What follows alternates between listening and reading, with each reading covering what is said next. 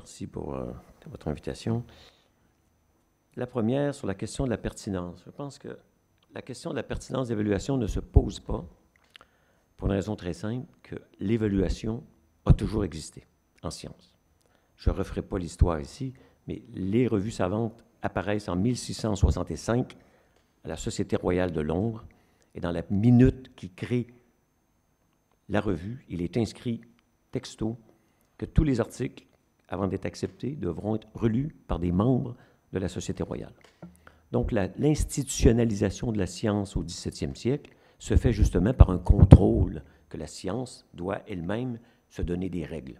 Elle se les donne donc dès le départ, explicitement dans un texte. Donc, Newton, notre premier grand savant, qui publie son premier article sur la fameuse composition de la lumière, son article est évalué, et comme tous les articles encore de nos jours, par un de ses collègues qui, comme tous nos collègues, sont meilleurs que nous, et donc ils font des critiques négatives. Ils disent, bon, le papier de Newton n'est pas si bon, c'est pas si original, et donc Newton est très malheureux de la critique qu'il considère mal construite. Donc, il y a toujours eu de l'évaluation de la recherche. Évaluation de tous les papiers depuis le XVIIe siècle.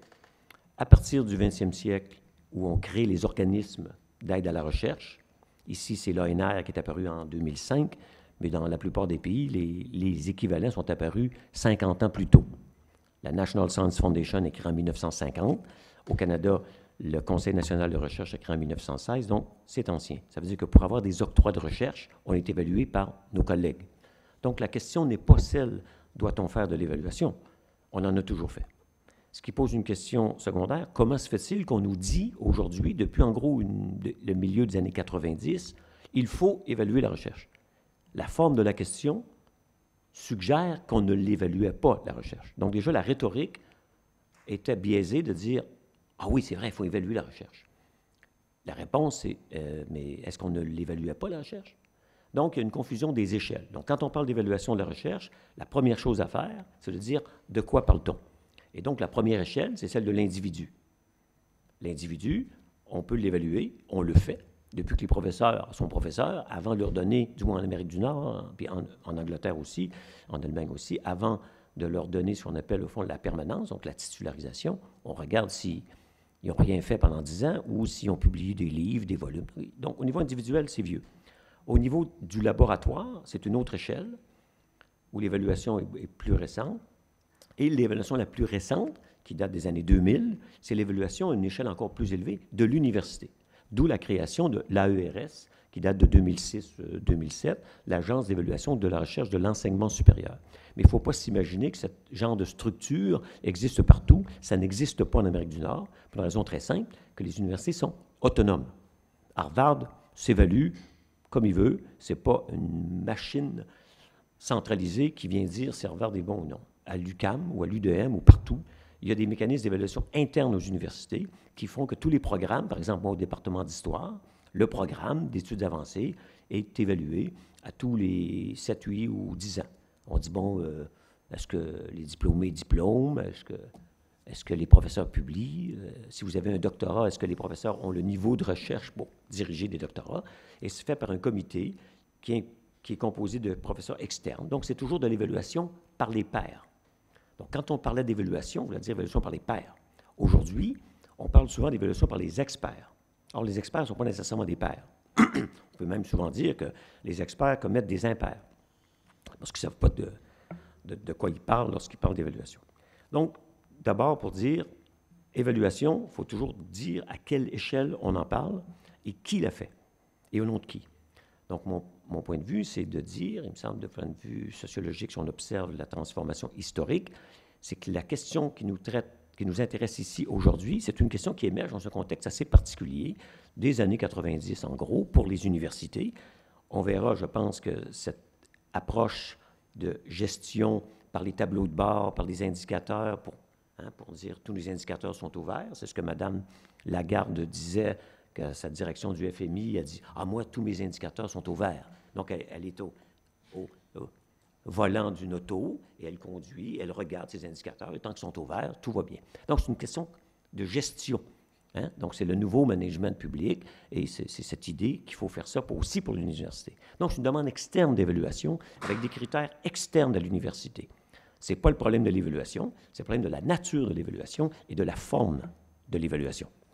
Et bien sûr, il y a une autre chose sur laquelle je ne développerai pas parce que c'est plutôt technique, la forme qui est devenue dominante dans les universités récemment, surtout les années 90, c'est celle, bien sûr, puisqu'on est des producteurs de connaissances, c'est de se dire comment évaluer des connaissances. Bien, la chose la plus simple, c'est de compter. Donc, on va compter les publications. Ensuite, on dit, mais compter les publications, c'est bien, mais est-ce qu'elles sont importantes, les publications? Est-ce que quelqu'un les lit? Ah bien là, on va compter les citations. Donc, il y a tout un mécanisme qui s'est mis en place, qui a des propriétés techniques, sur lesquelles je ne reviendrai pas, mais qui s'est mis en place pour des raisons précises. Parce qu'un chercheur dans son domaine qui évaluait ses collègues depuis toujours, je vous le rappelle, n'avait pas besoin de ces indicateurs-là. Parce que moi, je suis sociologue des sciences, je sais qui fait de la sociologie des sciences, je sais qui publie dans les bonnes revues de sociologie des sciences, je n'ai pas besoin de le demander à personne, parce que c'est mon domaine.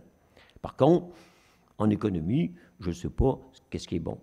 La conclusion, c'est pas qu'on devrait me donner des indicateurs. Je ne devrais pas être sur le comité d'évaluation.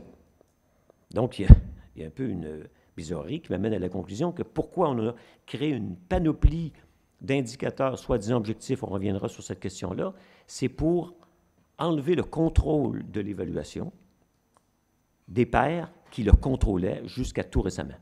Parce que si moi, je ne m'y connais en rien, mais qu'on me donne une série d'indicateurs, par exemple, prenons pour être concret des sciences de la gestion, puis des écoles de commerce.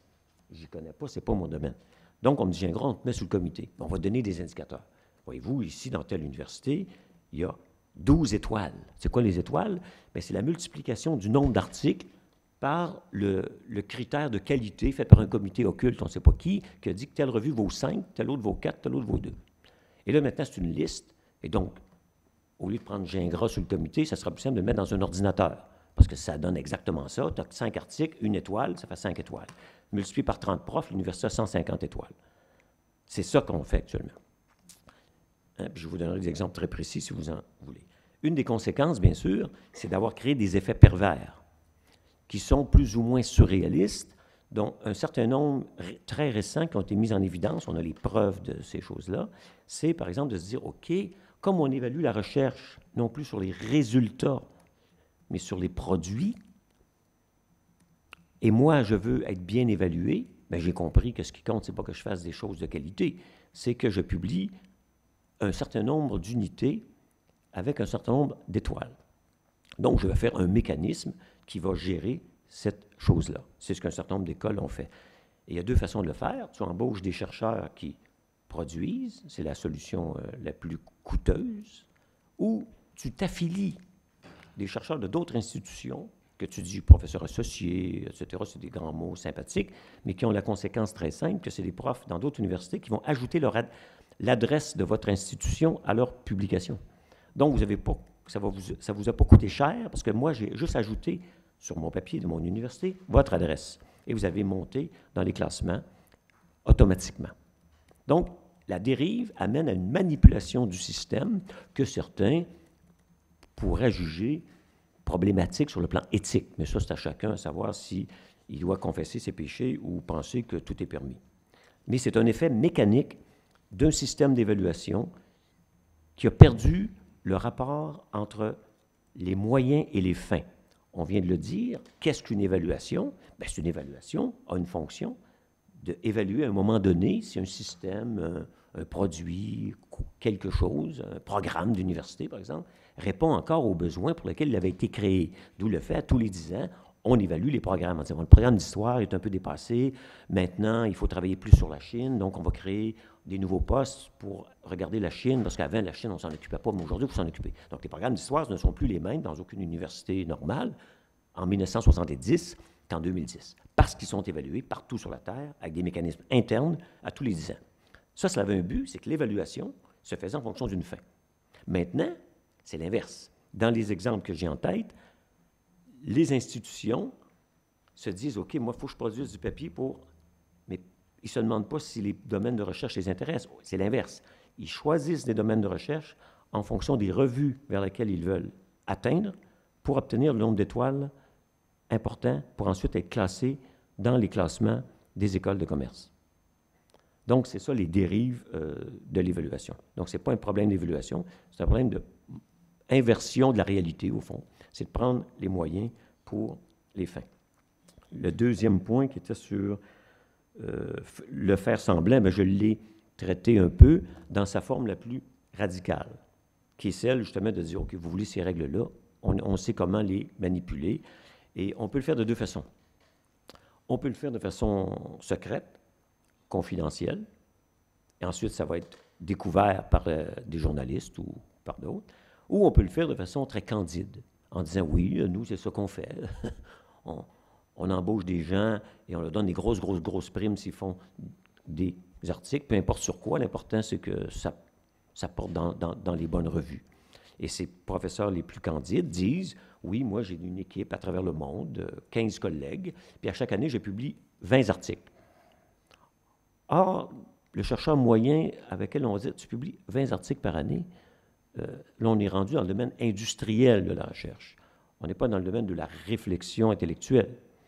Faut s'imaginer qu'Einstein ne publie pas 20 articles par année lorsqu'il essaie de réfléchir sur les fondements de la physique.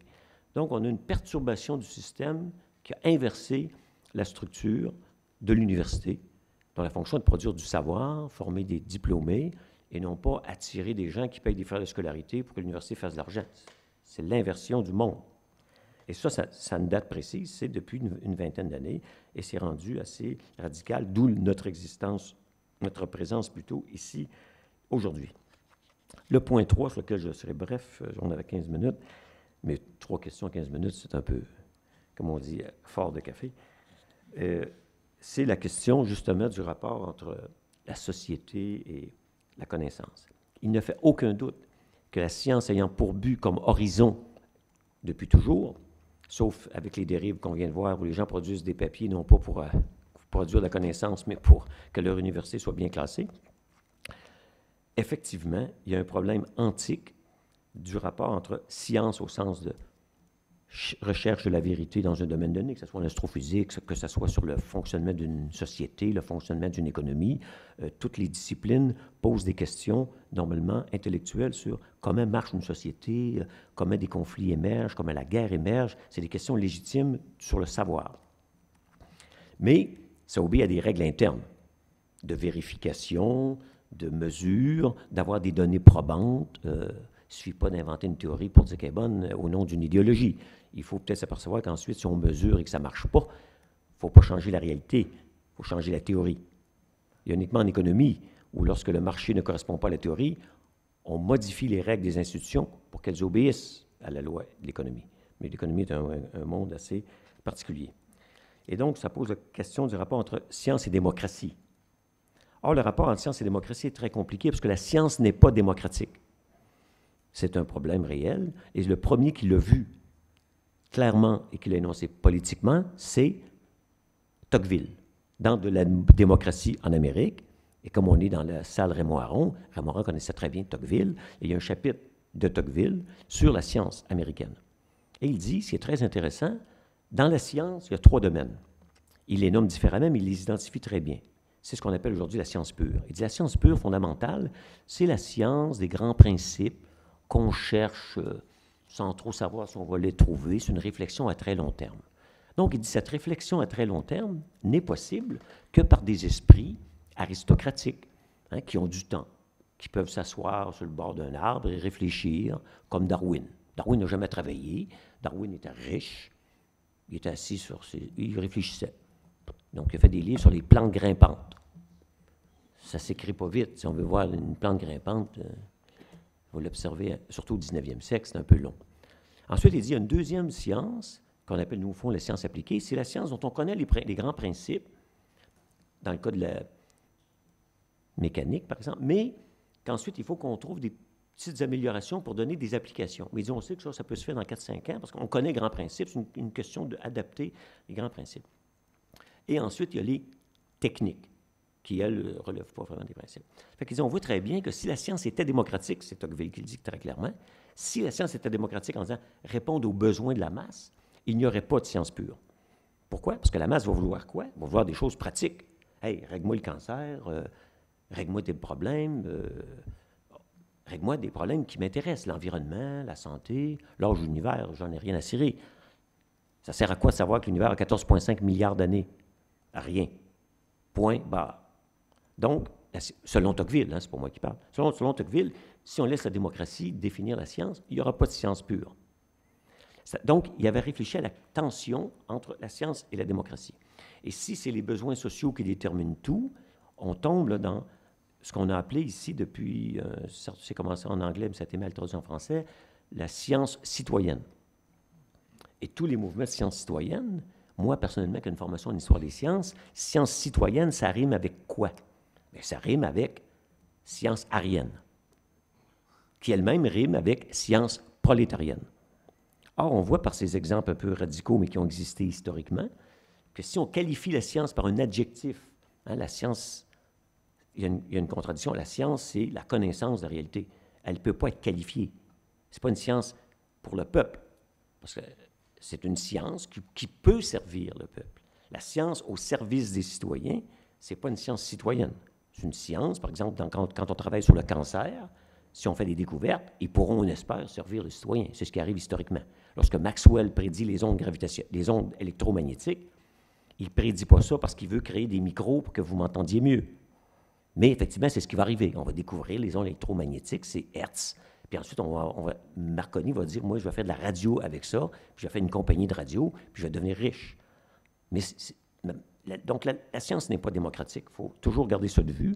D'où la tension entre les priorités scientifiques, ce qui n'est pas la même chose. Que l'État donne des priorités scientifiques, c'est tout à fait normal. La santé est une priorité importante. Mais quand on dit aux chercheurs, travaillent sur le cancer, c'est le mieux qu'on peut dire. Après, ben, il trouvera si c'est le prion qui donne le cancer ou si c'est autre chose. Donc, la science doit être autonome, justement pour servir la société. Conclusion, le rapport entre les citoyens et la science sera d'autant plus productif que la science, elle, sera laissée libre de construire ses théories comme elle le veut, via son autonomie d'évaluation et de contradiction et de mise en calcul et de vérification à l'intérieur du champ scientifique, qui donnera des résultats probants qui auront été vérifiés avant que la société puisse s'en emparer pour, on espère, le meilleur ou, pour le pire, avec une bombe atomique de plus ou une bombe à hydrogène de plus. Voilà une première réaction.